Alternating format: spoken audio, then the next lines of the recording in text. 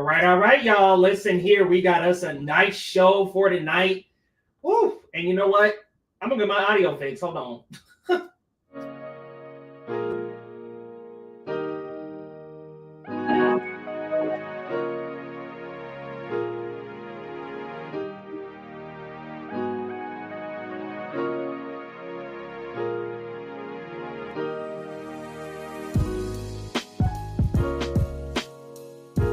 All right.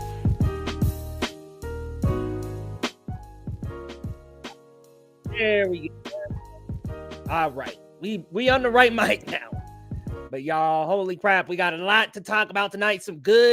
Lots of good. Poor Captain America, though. We gonna have to provide an update on that. But y'all, let us know your thoughts down in the comments. How you feeling about that new Avatar series that was announced? Because wow, what a crazy announcement.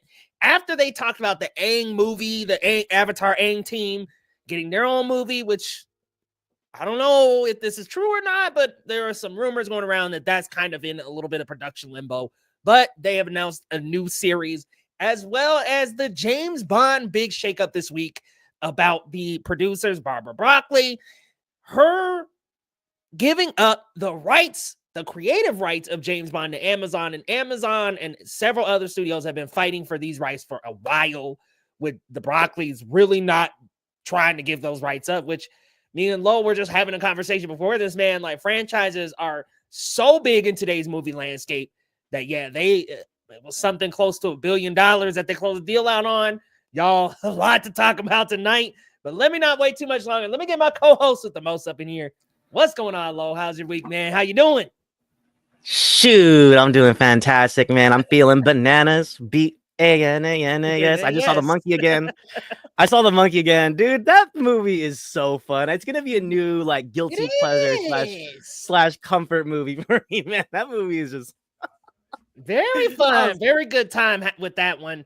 Weird that it didn't really cinema score was kind of low, but I guess for horror that's not too out of the ordinary. Everybody has their own love and taste of horror, so I think it's an acquired taste, that horror comedy, and it doesn't always hit with people. So, heck, we had a good time. But yeah, man, let's jump right into the roundup and chat this week's stories. What we got to talk about? Yes, sir. All right, guys. If you're new, we always start the roundup, at least, with a check of the box office pulse. Captain America Brave New World is #1 for second week, but at a steep 68% drop off from its debut. This is something we talked about last show. We were wondering, is Cap going to have legs? Is it going to hold up? And it's looking kind of bad right now. It only had 28.2 mil compared to its $100+ million opening. Big drop off.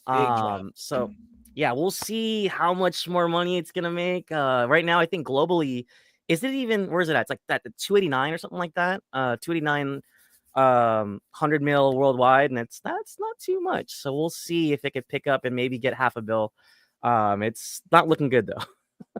Yeah, it's at 289 million right now. I don't know that it's gonna do that well. Yeah, we'll for see. Sure.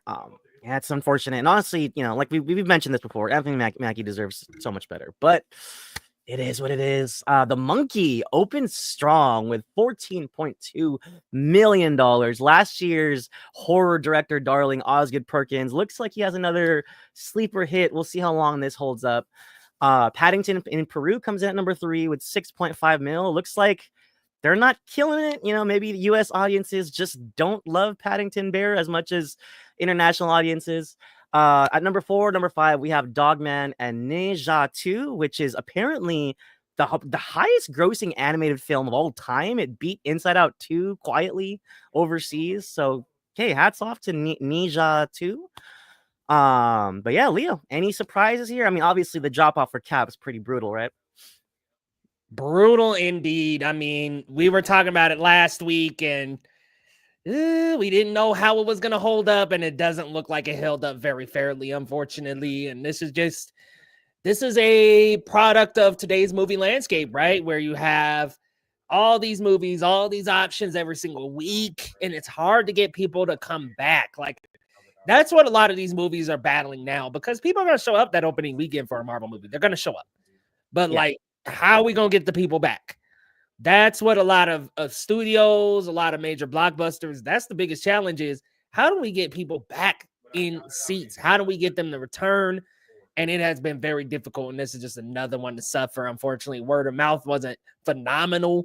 Like nobody was just like running through the streets saying Captain America 4 is like the best since Endgame. So that kind of lack of passion for this project led a lot of casual viewers to maybe see it last weekend and then get it out the way. Good for the monkey. It seems like Neon has found a bit of they found a golden boy in Osgood Perkins, and they've really hit a stride with their horror movies. They're starting to really figure out a formula. And I think having a Stephen King adaptation do well again is a very big positive for horror. And I think Neon is now, listen, man, A24, you got to kind of be like stretching the collar out a little bit because A24, they have their brand of horror and they had their stamp of kind of that headier, different sort of like very unique horror. But Neon is starting to clip their heels a little bit, man. They're nipping at the heels a bit. They're like, yeah, hey, man, there's a rivalry of brew. There's a rivalry brewing here. There's definitely a rivalry of brewing there between those two studios and their horror presentations. So very cool to see. Nice to see that horror has more places to call home other than Universal and the big studios. They got some smaller ones in Neon and A24. Paddington in Peru. I feel like stateside, I have not seen nothing about this. Like, I haven't seen too many trailers. I haven't seen too much advertisements. So it's just kind of weird that like everybody who has seen Paddington 1 and 2 were like, wow, they're like phenomenal films. But here they're not showing up. It's just not really a US thing.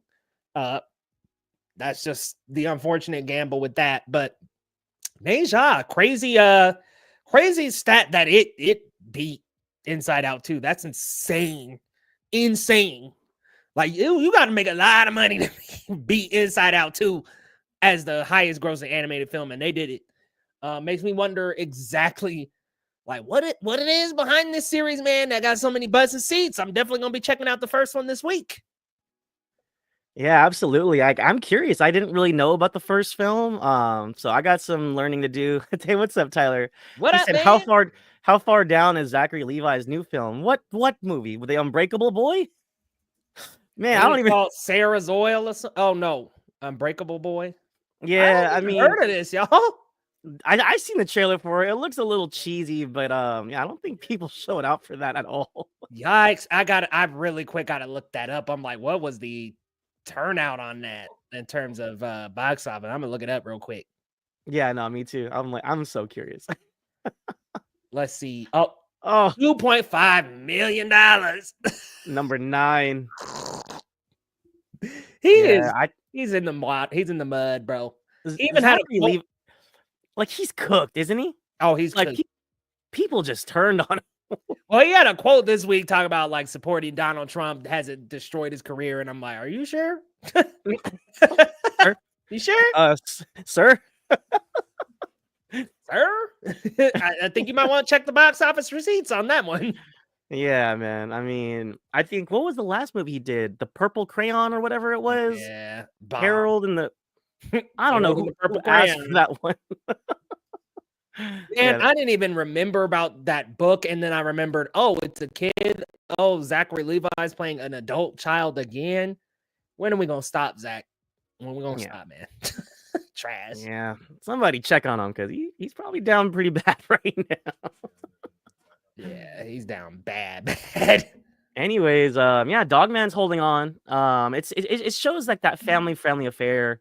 Those films do really well, and I think I'm curious if Paddington and Peru find its audience like later on, because families are gonna get curious. Like, it's a cute bear. Who doesn't love Paddington?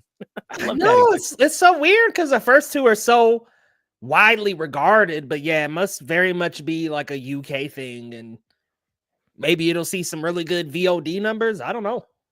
Yeah, we'll see. But yeah, that about wraps up the roundup. We'll see how Superman and Fantastic Four fare, but our first superhero blockbuster is kind of starting to fizzle. Yeah, starting to fizzle. All right, guys. Christopher Nolan confirms that Matt Damon will be Odysseus in his upcoming adaptation of the Odyssey. We've covered this story a lot, but now we're getting a full look at Matt Damon in some armor. It looks like he's about to go on an adventure. It's the hero's journey. It's the classic tale that, you know, it's been kind of like told here and there. You know, we got the mythical creatures, the cyclopses and stuff like that. It'll be really interesting to see how Christopher Nolan brings this to life. I heard the cyclops itself is going to be a huge practical, like animatronic kind of thing. Obviously the cast we've talked about is just so stacked. I mean, Lupita Nyong'o, Charlize Theron, Zendaya, Robert Pattinson. I mean, the list goes on and on. I think Tom Holland too, right?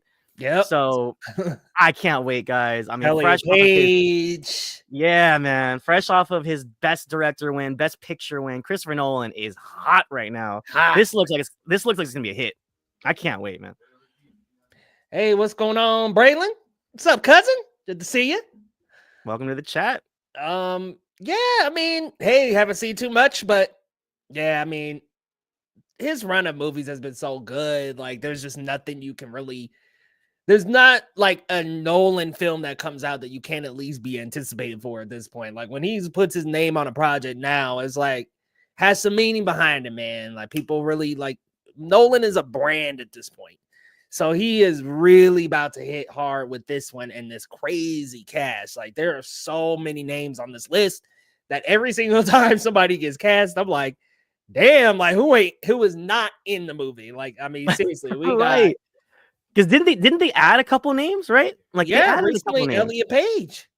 Yeah, Elliot Page and Mia Goth. Hello. Yeah, Lupita's in it. Zendaya and Hathaway, Tom Holland, Matt Damon, Charlize Theron, John Bernthal, Benny Safdie's in this thing. Like I'm just like, damn, bro. Like everybody's in this thing.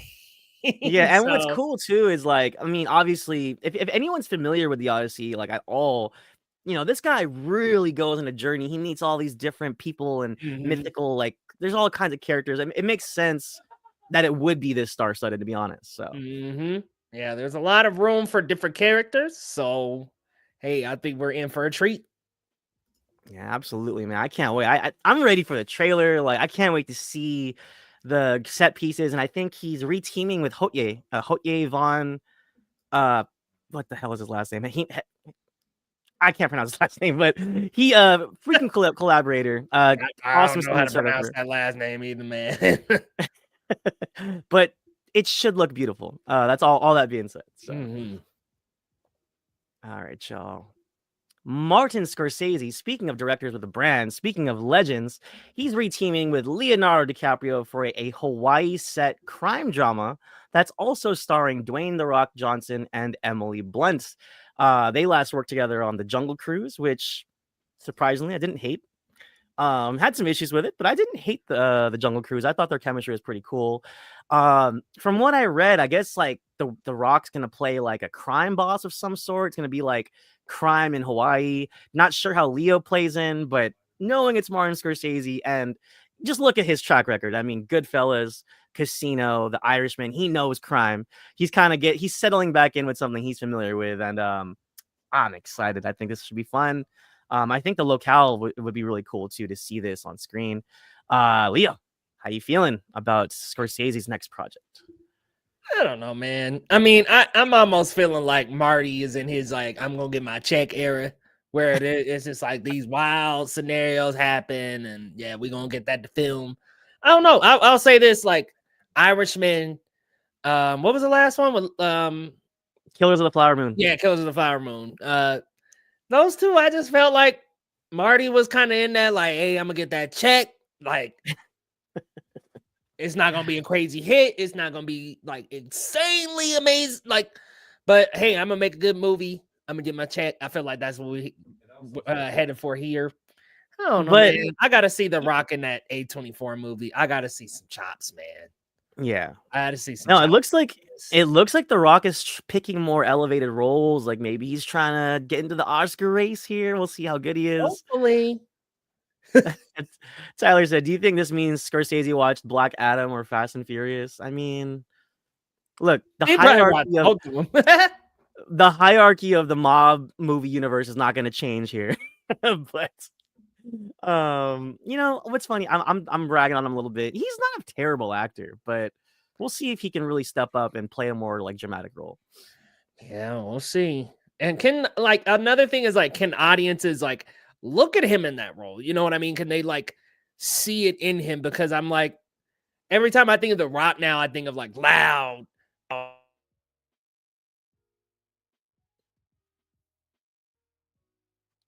Yo, Leo, we good? Yeah, I'm good. Can you hear me? Okay, for sure.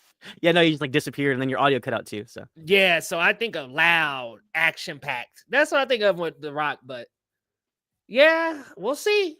Hopefully, he can prove us wrong.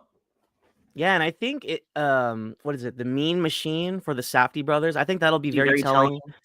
It's a biopic on a former UFC fighter. That's who The Rock's playing. It's supposed to be pretty intense. If you've seen any of the Safdie brothers movies, I mean, Uncut Gems, Good Time with Robert Pattinson, they're very intense. They're usually pretty dark. Little bit of humor, kind of just like kind of like adult humor, black comedy kind of stuff. But like it's usually pretty intense. So we'll see how the Mean Machine does for The Rock, and then if he can change audiences' mind with that. We'll see. We will see. All right. Let's talk about this. A new Avatar, The Last Airbender series called Avatar 7 Havens is coming to Nickelodeon. It's set after The Legend of Korra. It'll be focused on the next Avatar, which will be an Earthbender. And oh my God, I mean, just thinking about like Toph and like just Earthbending, like it's just gonna be so cool to see an Earthbending Avatar. And I love this series. I just recently, not long ago, finished Legend of Korra. I never got into it on its initial run, but it's incredible. I loved the step up in visuals from the original show to where Legend of Korra was. And I just feel like, Nickelodeon's got something magical here. I hope they nail it. I'm excited. The original creators are on board. So let's do this. I am ready for some more Avatar action, man. Yeah, man, and like Legend of Korra, especially in those second 2 seasons, so damn good. So I hope we get that same oomph that we got from those second 2 seasons of Korra, because I think the first 2 were a little light, but the second 2 were fantastic, man. Like 3 and 4, awesome seasons. And I think that we have a very interesting story going on here. So the synopsis plays it out like the Avatar is like a bad thing at this point. Like it sounds like by the time we get to this earth-bending Avatar, it's like the Avatar is regarded as something bad. So I'm like really interested to see how they change the lore and make the Avatar something that is maybe in this world looked at as dangerous, looked at as, causing trouble or something like that, because the synopsis says in this dangerous era, that title marks her as humanity's destroyer, not as savior, for that being the new Avatar. So I'm really interested to see like where society had to steer for like the Avatar to be like a bad thing, because it was so widely regarded as like the hero. You know what I mean? Yeah. Like, what happened with Korra's time, man? What happened? Right. And what's interesting is like Korra kind of had a little bit of that, where the world was without the Avatar, and then she had to like prove herself, and then even then they were like kind of like, oh, can we trust you? So I think it's kind of interesting they're kind of going back to that well. Exactly, because like I know Korra's confidence like had faded once we got to the 3rd season, simply because, and especially about the 4th season, simply because like the world had been so against an Avatar being this active. They thought she had a loud, brash attitude, and because of that, like they were not trying to embrace someone new. Now the world doesn't even like the Avatar. Like, dude, I'm so hyped for that. Like, I gotta see how that plays out. There's like a twin involved and all that. Like, it's very interesting sounding from the synopsis. Oh yeah, I'm so ready for it, man. Can't wait. Do we have a release date yet? Not yet. So it's like early development. Yeah, like apparently the movie, the Avatar Aang future movie with the older characters, that's still due date for January 2026. So we'll see if it's definitely going to be after that, but we'll see if that drops 2026 or 27. And also, I think it got delayed, didn't it? Yeah, I think so. Well, it was originally going to be October, so it got delayed into January. Okay. But I don't think it's I think it's still coming out in January, I think. Okay, cool. Can't wait for that, by the way. Seeing adult Aang in action. We didn't really get to see too much of it, so Yeah, if that's gonna that. be fire, I man. think we saw like a couple flashbacks of an older Aang. Yeah, in Korra we saw a few, but nothing that was Yeah. like substantial to where it's like, oh Yeah. man, like we got a full episode. Nah, nothing like that. Yeah. Can't wait. All right. And as we mentioned earlier in the show, top of the show, longtime James Bond producers relinquished control of their storied franchise to Amazon MGM Studios. The deal is reportedly about somewhere around $1 billion. And what's interesting is the verbiage of how anything is on the table, which is kind of interesting. So I guess like they can do TV shows, they can do game shows, they could do spin-offs of whatever, like full like creative control here. And I'm kind of curious. I hope they don't turn Bond into a gimmick. But what's interesting though is we are gonna get new Bond content for sure. And I think, and if I'm not, quote me if I'm wrong, I think they like already started the fan. They're asking fans who they want to see as Bond, right? A lot of people are saying like Henry Cavill, stuff like that. But yeah, we'll see. What do you think about this, Leo? We were talking about how huge this is. What do you think about the impact this will have on the Bond character? So yeah, man. I mean, like you said, shows, gimmicks. We're about to see all kind of shit, man. If you have your James Bond Blu-ray collection or whatever, like clutch that thing for dear life, because that is about to go up in value most likely. Yeah, we have to wait and see if this is such a bad thing, but like with the success of shows like Reacher and Invincible and The Boys, I definitely think a series is in the cards. Now, whether or not that's like James Bond leading the series or it's another Bond character, it's a prequel or whatever, who knows? But there's absolutely going to be a series. Like, brace yourself. Then on the other hand, yeah, they're probably looking toward social media to see who the next Bond will be. Like, we may not get the Bond that we want. And who knows? I mean, I'm okay with Henry Cavill. I think that's fine. Aaron Taylor Johnson, I think kind of just like, I think that ship has sailed, I think. So they want to go with Henry Cavill. I'm cool with that. Fine by me. What's interesting is, I don't know if you remember the fan cast a few years back when everybody was like, oh, Idris Elba. I feel like, didn't those producers push back on that? I think so. And I think Idris also was like, nah, man, I'm too old. Yeah. No, I mean, obviously that ship has definitely sailed now. But I think that would have been cool. Personally, I wouldn't mind if they kind of switch it up a little bit. I mean, nothing against all of the great Bonds that have come before us, but I think it'd be kind of fun to switch it up a little bit, But I think so too. But yeah, man. I don't think that's gonna happen. I think they always gonna want to have a white Bond. I just think let me rip that Band-Aid off now. I think with it being in Amazon's hands, yeah, I think they're gonna want that white Bond. Right. Keep it like traditional and what people expect, right? Like, don't push the envelope kind of thing. Yeah. Yeah, probably. Which is so problematic, but hey. You know who would have been good too was Henry Golding. I saw a fan cast of that. I kind of liked it. Yeah, I had that idea a while back, man. I was like, yo, I would love to have, but I just don't know that he has the acting tenure. I mean, I know he's got Crazy Rich Asians and other, but like, where the hell has he been, dude? Yeah, well, after Snake Eyes, he kind of fell off the face of the planet, man. He did, man. Yeah. Not to look up what was his last movie, because I'm like, I haven't heard from Henry Golding in a while, bruh. Yeah, he was cool in The Gentleman, but that was a few years ago. So yeah, so the last one he had was The Ministry of Ungentlemanly Warfare, which was a box office bomb, dude. I didn't know he was in that. Yep, he was in it. Yeah, the marketing for that was kind of it was kind of shoddy, that one. Yeah, I just think if you think of The Ministry of Ungentlemanly Warfare, first off, the title is long as hell. Second off, there's nothing there that's just like, man, moviegoers are going to eat this up.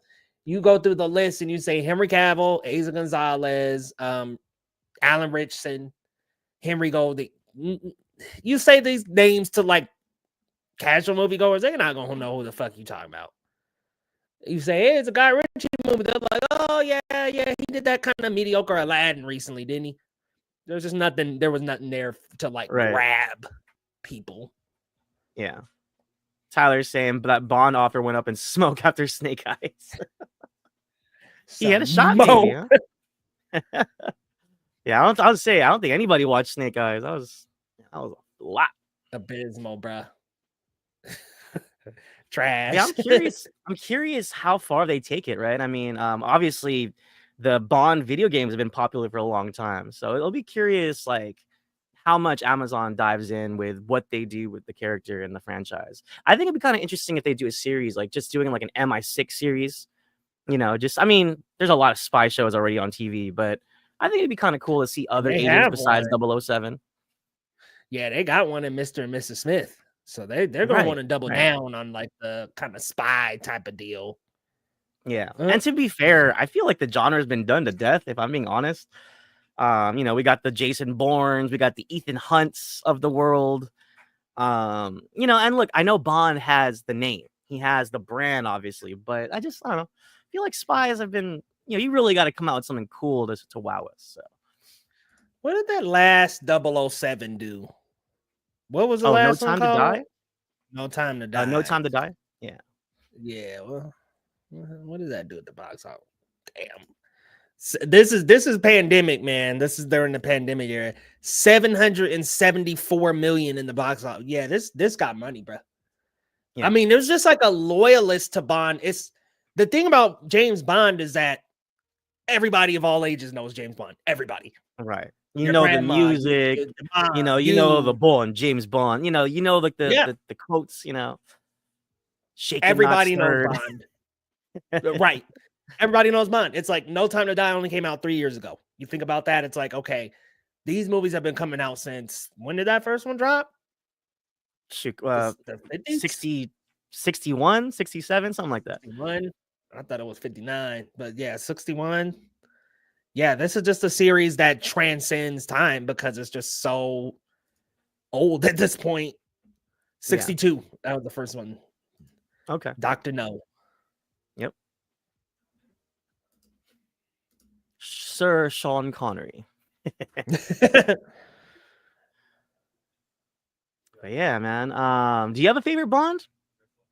Because I'm not like, I haven't even seen all of them, but Daniel Craig. Yeah, there's a few that I still gotta watch, but I think Craig, man. Craig, I think what is cool about the Craig Bond is that I feel like that's when they wanted the James Bond movies to be like blockbuster action. They were like, we want Bond to be like an action hero, not just like the agent and shit. Like we want him like beating ass, and not that these other Bonds didn't, but like there's just an edginess to Craig's Bond. Oh yeah, like you know that opening of a Casino Royale when it's like a black and white and he's about to like murk that dude, like that was intense, man. Like that was really like it was like violent, you know, it was like really like gritty. Mm-hmm. I know what's funny. I guess because he was the one I grew up with as a kid. I always liked the Brosnan Bond, but his movies were trash. Like so bad, dude. I like Brosnan Bond too, but yeah. There's that scene of him with like he's like surfing a wave with a parachute and like it's just so weird. It's silly, dude. Like it definitely had that 90s silliness going on for it. Yeah. Like it was action packed, but it was kind of cartoonish in its delivery. So we did get Halle Berry though in that nice coming out the water scene. I think some young men at the time that was like their first exposure to like a beautiful woman. Yeah. Like, yep. Probably a frequently paused scene. But yeah, we'll see. You know, we'll see what Amazon does with it. But yeah. Short and sweet tonight, guys. That about wraps up the roundup. Dude. Hey, what's going on, Star Wars guy? Haven't seen you in a while. Good to see you. Excited for the Avatar series. Yep, that's gonna be so good. I wonder. It makes me wonder if they're gonna include some of the former voice actors, like the voice actor for Iroh or the guy who the voice actor for Zuko, because those guys have like returned to do other voices before. So I'm like, hey, we gonna bring some of them classic Avatar voice actors back. That'd be cool. Man, hell yeah. Dante Basco is a king, man. Yeah, he's still doing it. So get him in there. Bring him back, man. Because he was like Zuko's grandson or something in Korra. I'm like, man, let's do it, man. Let's do it. No, I'm not gonna lie, I got a little emotional when I heard the voice. I was like, because I wasn't sure who came back or not. But when I watched Legend of Korra, I was like, yes, like his voice is so iconic. Like you can just tell, you can hear, Yeah, because he's like the character's name is Iroh, but he's Zuko's grandson or something super cool. And then I love Zuko that, by the way. Right? Yeah, like you get another Iroh, like, and it's fitting. Zuko, like, my bad, I keep cutting you off. No, you're good. You're good. No, you're good. You're good. But that's fitting. Like, of course, he would name his son Iroh. I love that. I love that for them. And then old Zuko was voiced by the Roku actor, I think. So it's like all these actors kind of rotating around different. Like, bring them back. Yeah, that'd be awesome. And then wasn't Daniel Day Kim? He also did another voice, right? Because he was in the first one. He did Asami's dad in the Korra. Yeah, and then now he's like live action Fire Lord. So cool. He is like invested in this franchise. Yes, this man is very invested. Love to see it. But brother, speaking of that, we still have Avatar live action coming. They're coming back, right? They're signed on for like 2 more seasons. So yep, we got Book Earth and Book Fire, which I think are probably going to come out very close to one another. But yeah, those are confirmed, brother. That happened. Yeah. I'll say, Avatar fans are eating right now, man. We eating good, baby. But let the people know where they can find you, what you got coming up, man. Sure thing. You can follow me on Twitter or Letterboxd at Marcellus Durden, proud editor and critic for The Cinema Spot. Follow us on all socials at The Cinema Spot. Check us out on cinemaspot.com. U.S. audiences, I know you guys didn't show out, but I actually wrote a review for Paddington in Peru. It's live on the site right now. I thought it was good. I mean, it's hard to follow Paddington 2, which is one of the greatest sequels of all time, which I write about. But it's fun. Paddington in Peru is a good time, and if you like cute family-friendly fun, it's a good watch for people with families. We got a lot of other great TV show and film reviews. Check us out at thecinemaspot.com. Definitely be sure to check them out over at thecinemaspot.com. Man, Paddington, come on, y'all. Show some love for Paddington. Paddington is a great franchise. Hopefully, more people check out Paddington in Peru, me included. I'm one of the people that check it out. So I am guilty as well. But y'all, coming up this week, we've got reactions coming up for Invincible. Season 3 has been out for a couple weeks now. Cannot wait to dive in, y'all. I've been waiting because I wanted to record the reaction, get that out for the channel. So we will be having episodes of that this week. I want to react to Naja, so I'll be reacting to that, as well as potentially The Gorge with Miles Teller and Anya Taylor-Joy. I'm hearing really good things about that Gorge, man. I'm hearing it's really, really good. So I'm gonna check that out as well. And then I've had this in the can for the longest, y'all. Superman and Lois finale. Had this in the can for the longest time. It possibly is finally debuting this week. We will see. But y'all, we've got a lot going on, as well as some more Netflix content around the corner too. So definitely come on back for that. Come on back next week for this live stream, guys, on this channel. And y'all, if you're new, hit that subscribe. We'll see you next time on Geekly Goods.